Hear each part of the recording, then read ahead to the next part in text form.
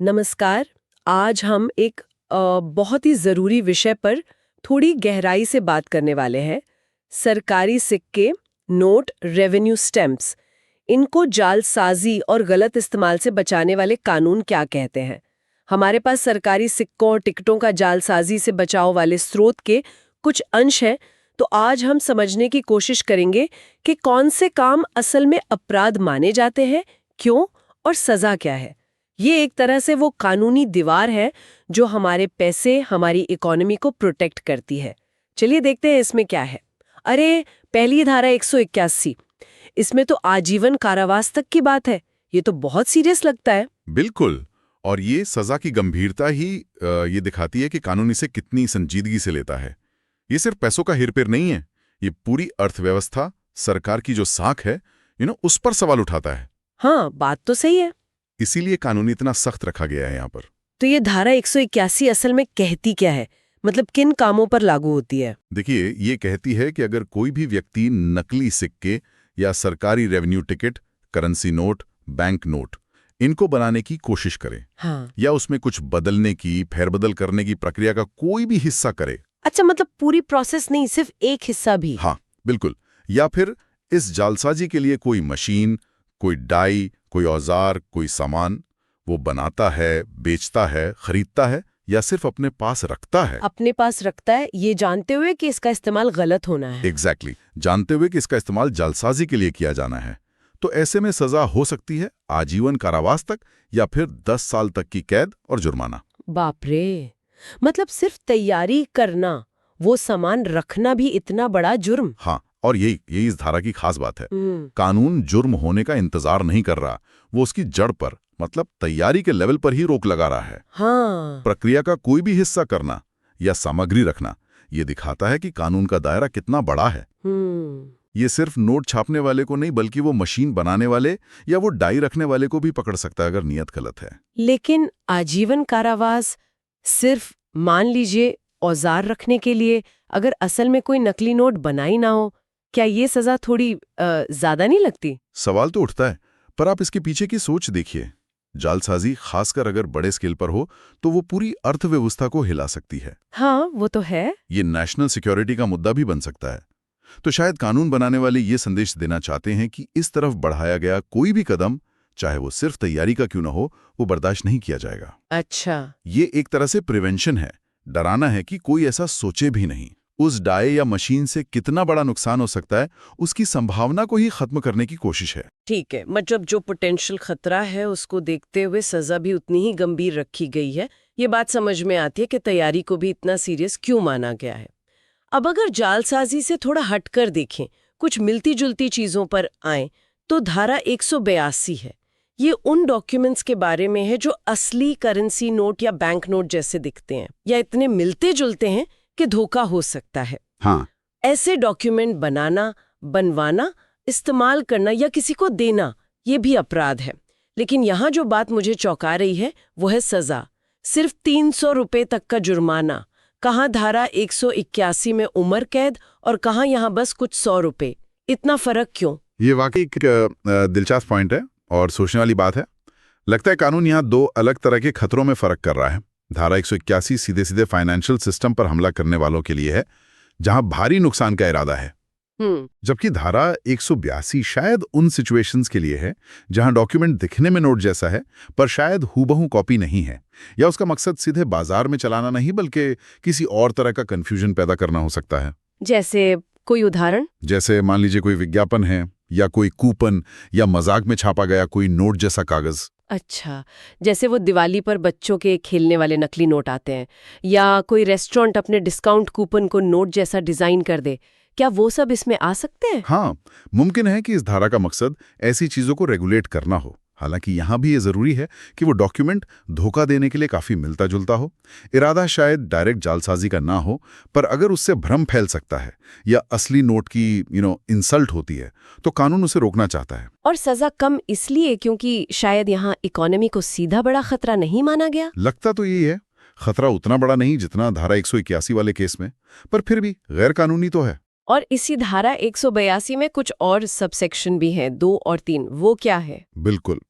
उपखंड 2 ये कहता है कि अगर उस मिलते-जुलते डॉक्यूमेंट पर किसी का नाम छपा है और कोई पुलिस अफसर उससे पूछे कि भाई ये किसने बनाया या छापा, और वो आदमी नाम पता बताने से मना कर दे, अच्छा। तो उस पर अलग से 600 रुपए तक का जुर्माना लग सकता है। मतलब जानकारी छिपाने की सजा। और उपखंड 3, वो तो और भी इंटरेस्टिंग लग रहा है। हाँ, वो कहता है कि जब तक उल्टा साबित ना हो जाए, ये माना जाएगा कि जिसका नाम उस डॉक्यूमेंट पर छपा है उसी ने उसे बनवाया था।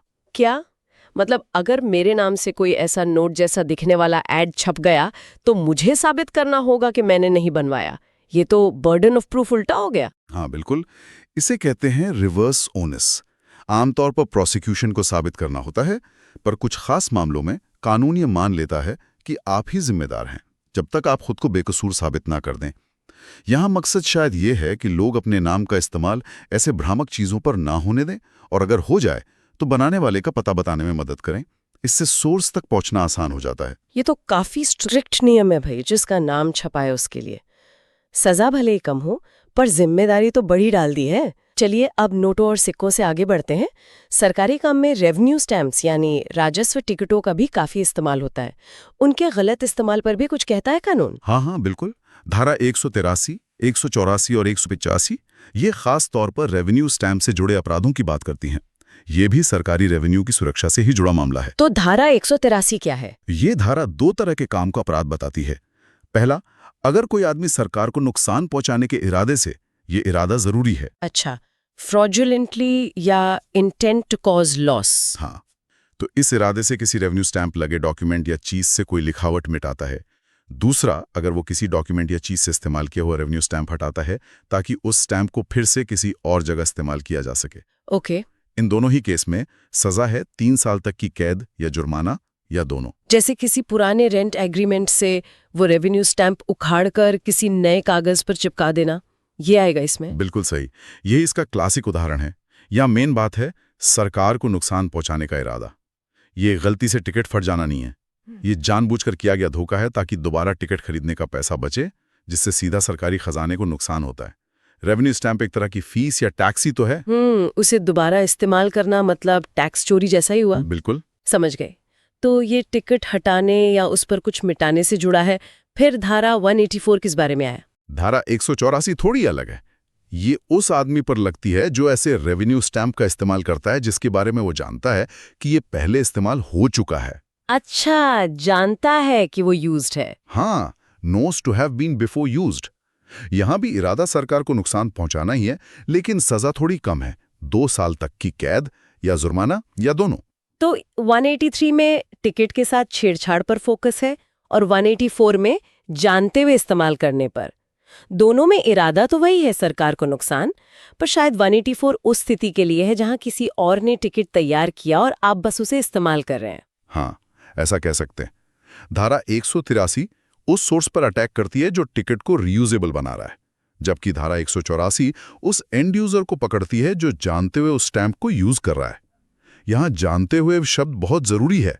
प्रोसिक्यूशन को यह साबित करना होगा कि इस्तेमाल करने वाले को पता था कि यह स्टैंप पहले यूज हो चुका है। यह भी धोखाधड़ी है, पर शायद कानून इसे टिकट से छेड़छाड़ करने से थोड़ा कम गंभीर मान रहा है, इसलिए सजा 2 साल है। ठीक है, ये फर्क समझ आया। अब बची धारा 185, ये भी रेवेन्यू स्टैंप से ही जुड़ी है। हाँ, और ये दायरे को थोड़ा और फैलाती है। धारा 185 3 चीजों को कवर करती है। पहला, अगर कोई आदमी किसी रेवेन्यू स्टैंप से इस्तेमाल किए जाने का निशान मिटाता या हटाता है, जैसे कोई मोहर लगी हो या तारीख, उसे मिटा दे। अच्छा। दूसरा, अगर कोई आदमी जानते हुए ऐसे स्टैंप को अपने पास रखता है जिससे इस्तेमाल का निशान मिटाया गया है। और तीसरा, अगर कोई आदमी जानते हुए ऐसे स्टैंप को बेचता है या किसी और को देता है, मतलब डिस्पोज ऑफ करता है। इन तीनों ही मामलों में सजा फिर से 3 साल तक की कैद या जुर्माना, या दोनों है, मतलब धारा 183 जितनी ही। अरे, तो ये तो सिर्फ दोबारा इस्तेमाल करने धारा 184 या हटाने धारा 183 से भी आगे की बात हो गई। ये तो इस्तेमाल के सबूत मिटाने को भी जुर्म मान रही है, और ऐसे टिकटों को सिर्फ रखना या बेचना भी अपराध है अगर आपको पता है कि उनके साथ छेड़छाड़ हुई है। बिल्कुल, ये धारा फ्रॉड के एक ज्यादा ऑर्गेनाइज्ड और एक्टिव रूप को टारगेट करती है। निशान मिटाना एक जानबूझकर किया गया काम है, और फिर ऐसे टिकटों को जानते हुए पास रखना या बेचना, ये उन लोगों को भी दायरे में लाता है जो शायद खुद इस्तेमाल ना कर रहे हों, पर इस पूरे गोरखधंधे का हिस्सा हैं, इसे आगे बढ़ा रहे हैं। ये कोशिश है कि पूरे साइकिल को तोड़ा जाए, बनाने वाले से लेकर रखने वाले, बेचने वाले और आखिर में इस्तेमाल करने वाले तक। तो ये तीनों धाराएं 183, 184, 185 ये मिलकर रेवेन्यू स्टैम्प्स के गलत इस्तेमाल के खिलाफ एक काफी मजबूत दीवार खड़ी करती हैं। टिकट से छेड़छाड़, जानते हुए इस्तेमाल करना, निशान मिटाना और ऐसे टिकट रखना या बेचना, सब कुछ कवर हो गया। सही कहा। हर धारा धोखाधड़ी के एक अलग पहलू को एड्रेस करती है ताकि बचने के रास्ते कम हों। ये दिखाता है कि कानून बनाने वाले कितने तरीकों से सरकारी रेवेन्यू को सेफ रखने की कोशिश कर रहे हैं। तो अगर हम इन सभी धाराओं को एक साथ रखकर देखें, धारा 181 से 185 तक, तो क्या तस्वीर उभरती है? हमने देखा कि नकली नोट, सिक्के बनाने के औजार रखना कितना गंभीर माना जाता है, धारा 181। फिर नोट जैसे दिखने वाले भ्रामक डॉक्यूमेंट बनाना, वो कम गंभीर से ही पर फिर भी अपराध है, धारा 182। और फिर रेवेन्यू स्टैम्प्स के साथ किसी भी तरह की धोखाधड़ी, चाहे वो दोबारा इस्तेमाल हो, निशान मिटाना हो या ऐसे टिकट रखना, बेचना हो, सबके लिए अलग अलग सजाएं तय हैं, धारा 183 से 185। बिल्कुल। ये धाराएं मिलकर एक मल्टीलेयर प्रोटेक्शन सिस्टम बनाती हैं। ये सिर्फ फाइनल एक्ट जैसे नकली नोट चलाना उसे ही नहीं रोकती, बल्कि उसकी तैयारी, धारा 181, उससे मिलते जुलते कंफ्यूजन पैदा करने वाले काम, धारा 182, और सरकारी रेवेन्यू के एक और सोर्स यानी रेवेन्यू स्टैम्प्स, उसके दुरुपयोग के अलग अलग तरीकों, धारा 183 से 185 को भी एड्रेस करती हैं। ये कानून की वो कोशिश है कि कैसे इकोनॉमी और सरकारी सिंबल्स की इंटेग्रिटी को हर तरफ से बचाया जाए। सिर्फ वो काम करना ही काफी नहीं, उसके पीछे की नीयत या जानकारी को भी साबित करना पड़ता है। हाँ, ये मेंस रिया या मानसिक तत्व क्रिमिनल लॉ का एक बहुत अहम हिस्सा है। अनजाने में हुई गलती और जानबूझकर किए गए अपराध में कानून फर्क करता है। इन धाराओं में ये साफ झलकता है। प्रोसिक्यूशन को दिखाना होता है कि आदमी का इरादा सरकार को नुकसान पहुंचाने का था या उसे पता था कि वो जो कर रहा है वो गलत है। तो आज हमने इन कानूनों की तह में जाकर देखा कि कैसे हमारा लीगल सिस्टम सरकारी सिक्कों, नोटों और रेवेन्यू स्टैम्प्स को प्रोटेक्ट करता है। ये सिर्फ पैसों की चोरी रोकने का मामला नहीं है, बल्कि ये पूरी फाइनेंशियल सिस्टम की स्टेबिलिटी और सरकार की क्रेडिबिलिटी बनाए रखने का सवाल है। हमने देखा कि तैयारी को कितनी गंभीरता से लिया जाता है, कैसे कंफ्यूजिंग दिखने वाले डॉक्यूमेंट्स और असली जालसाजी में फर्क किया जाता है, और रेवेन्यू स्टैम्प्स के मिसयूज को रोकने के लिए कितने डिटेल्ड नियम हैं। हाँ,